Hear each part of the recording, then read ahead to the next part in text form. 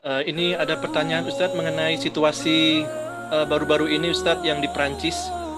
Bagaimana sebaiknya menyikapi situasi sulit yang dihadapi Muslim di Prancis akhir-akhir ini, terutama dalam hal kebijakan kebebasan berpendapat yang jelas-jelas itu menghina Nabi SAW yang kita cintai. Apakah dibenarkan adanya orang-orang Muslim yang melakukan kekerasan karena kecintaan mereka kepada Nabi SAW?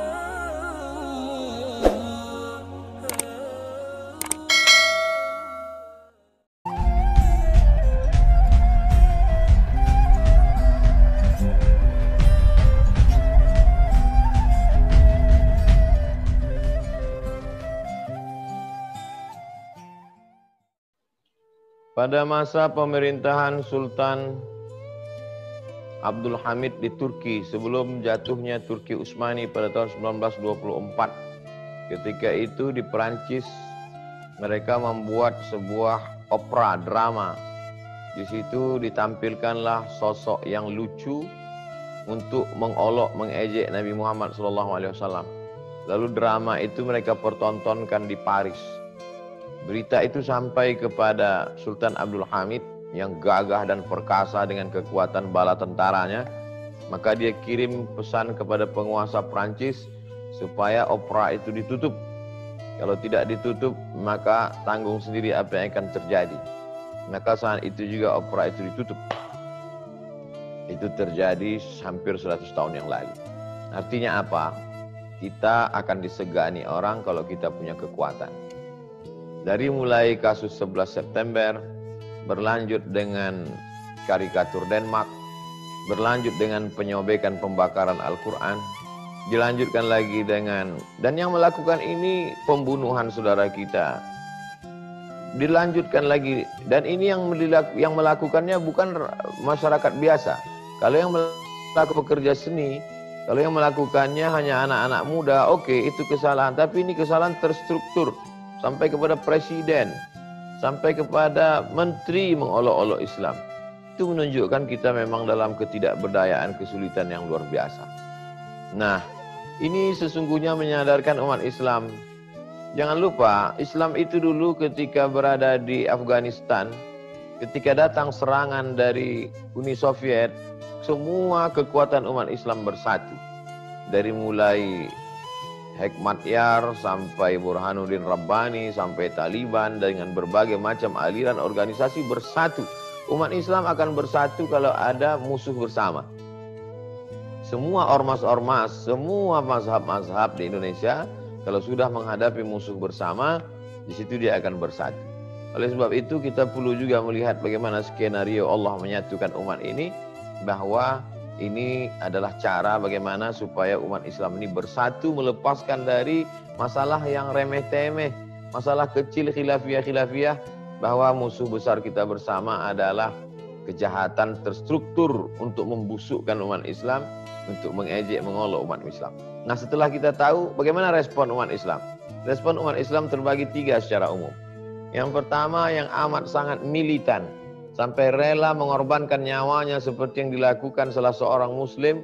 Menurut dia mati syahid dengan memenggal kepala guru yang kurang ajar, yang menunjukkan karikatur di depan murid-muridnya dengan kebanggaan, maka memancung kepalanya adalah jihad fisabilillah. Ini pendapat pertama umat Islam. Yang kedua, yang diam saja, lawan daripada respon. Memang begitu biasanya. Kalau ada amat sangat keras, ada yang amat sangat lunak. Ya sudahlah, diam sajalah, berdoa kepada Allah Subhanahu wa taala. Yang ketiga, menunjukkan respon, tapi respon yang positif.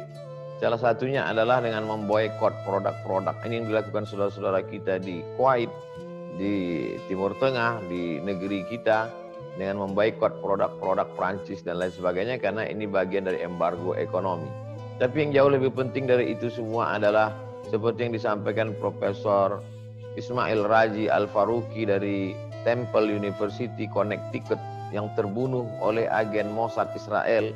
Beliau seorang Palestina dan beliau membuahkan suatu pikiran yang brilian, cerdas. Kata beliau, kita tidak akan pernah menang melawan mereka dengan meledakkan kedutaan mereka, dengan membunuh mereka. Tidak dengan demikian, tapi dengan ilmu pengetahuan.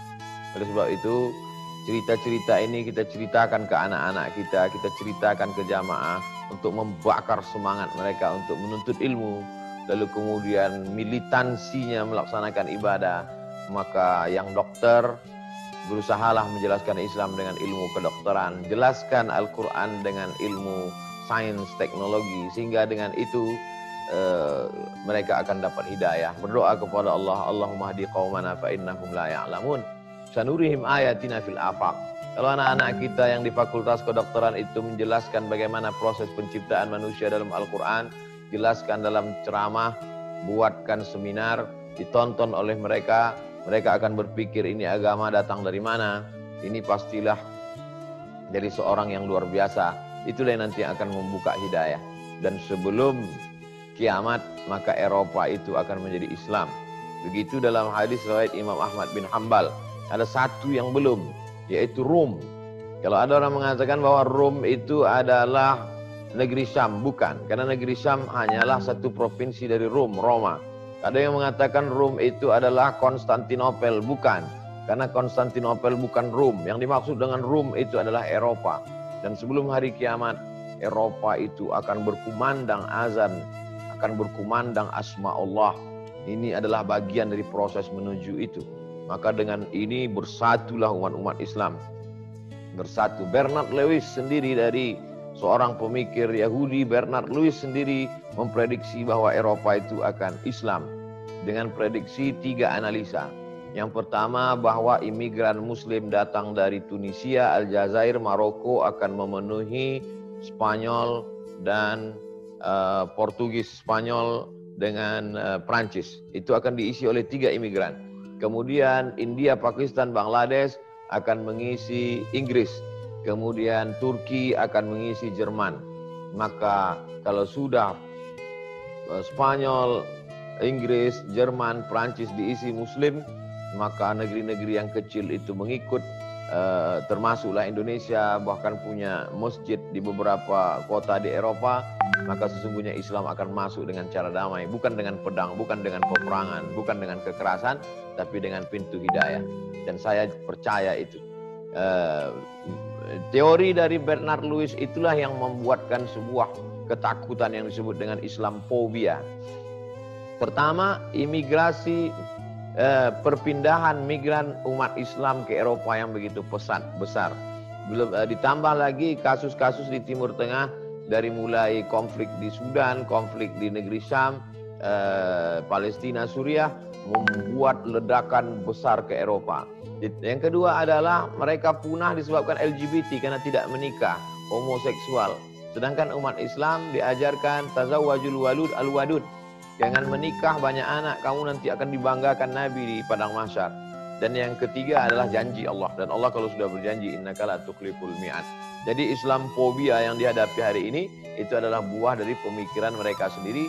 Di antara pemikir besarnya adalah Samuel Huntington dengan Clash Civilization, benturan peradaban, dan Bernard Lewis yang memprediksikan bahwa Eropa itu akan Islam. Demikian, wallahu a'lam. Jazakallah khair Ustaz.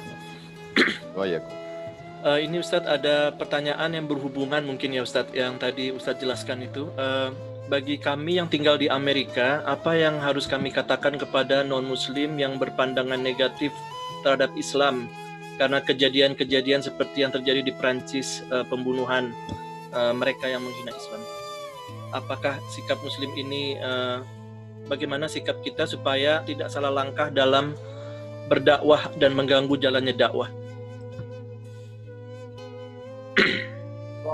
Konflik itu selalu ada. Konflik di antara Protestan dengan Katolik yang berkepanjangan juga terjadi. Konflik antara Katolik dengan Anglikan juga terjadi. Kenapa menutup mata melihat itu? Itu baru antara dalam agama. Konflik antara Cina dengan Tibet di timur, konflik di barat. Jadi dan ketika konflik itu pasti ada oknum di dalam konflik. Jadi kita tolong jelaskan, bedakan antara ajaran agama dengan pelaku orang beragama. Jadi ketika kebanyakan mereka melihat ajaran agama dari pelaku orang beragama. Orang pelaku beragama bisa khilaf, bisa silap karena keadaan. kita pun mungkin di saat terdesak bisa melakukan seperti yang dilakukan saudara kita, memanggal kepala orang karena amat sangat terdesak. Tapi dalam Islam jihad itu dilakukan dipimpin oleh Amirul Mukminin, oleh pemimpin, oleh amir, ada perintah dari amir. Oleh sebab itu maka pertama jelaskan bahwa konflik bisa terjadi pada kelompok manapun, agama manapun, itu terjadi. Yang kedua, tolong bedakan antara ajaran agama dengan pelaku umat beragama. Yang ketiga, ghayatun nas ridhon nas ghayatun la tudrak. Kita tidak bisa meyakinkan orang lain. Kalau kita merasa bahwa kita bisa meyakinkan orang lain, kita akan stres. Kita hanya menyampaikan. Innama anta munzir, sampaikan, jelaskan menurut kemampuan kita. Lasta alaihim bimusaitir. Dan referensi-referensi yang ditulis oleh orang barat sendiri itu amat sangat menolong. Sebagaimana orientalis itu secara umum terbagi tiga.